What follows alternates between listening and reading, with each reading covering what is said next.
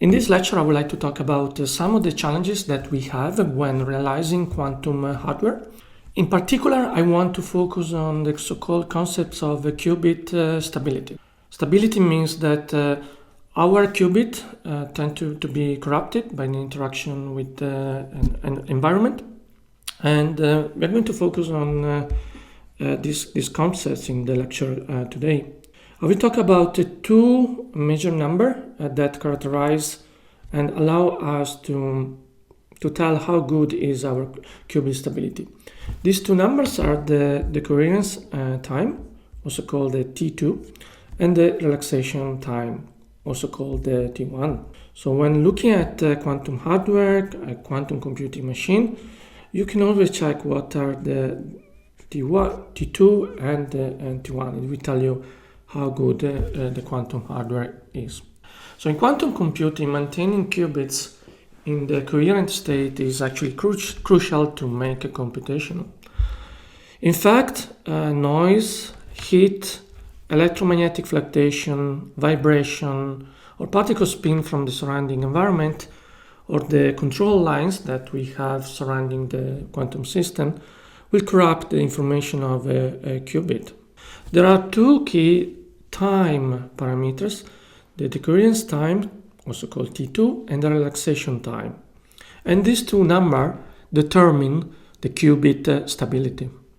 So let's start describing the first number, the so-called decoherence time T2. T2 represents how long a qubit remains in superposition before the phasing occurs. So in this slide, we have the block sphere plot, and you see that the phasing error affects the phase of our qubit. So we have our qubit in a superposition state, and then we have this dephasing error that corrupt the superposition. As we can see in this plot, the phasing causes the relative phase relationship between different quantum states to become disrupted or random, leading to errors and inaccuracies. In summary, the decoherence time, it measures how quickly quantum information loses its coherence due to some external factor. For example, if T2 is 100 microseconds, a qubit will maintain superposition for that duration, that is, for 100 microseconds. So the longer T2 values are essential for implementing quantum error correction. So error correction codes requires additional qubit to allow a certain degree of fault tolerance and allow us to do some correct calculation. So error correction allows us to correct some of these errors. However, we do need some long T2. For instance, to implement an error correction code, qubits with the T2 in an order of milliseconds typically are desired. The second important number is the relaxation time, T1, that indicates how long a qubit remains in its excited state before turning to the ground state, from excited state to ground zero.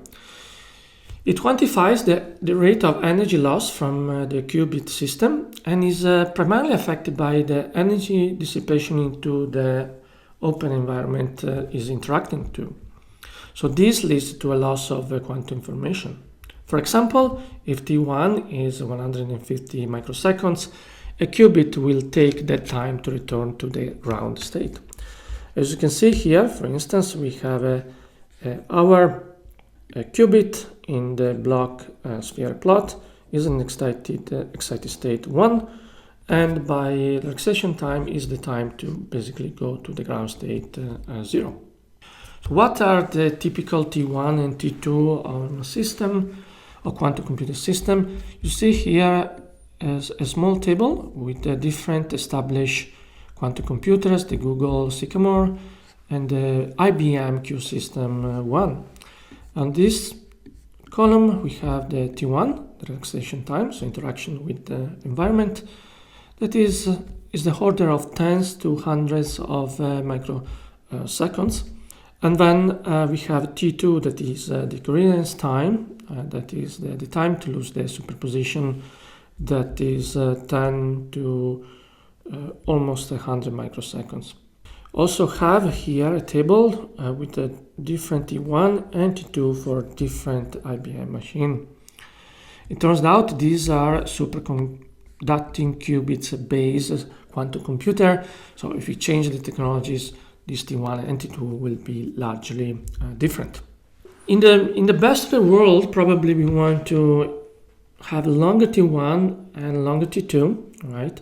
It turns out that is a balancing act between the two numbers. So if we try to increase T1, we also affect T2, and vice versa. If we try to increase T2, also we affect T1. So there is a big trade-offs in quantum operation between T1 and T2.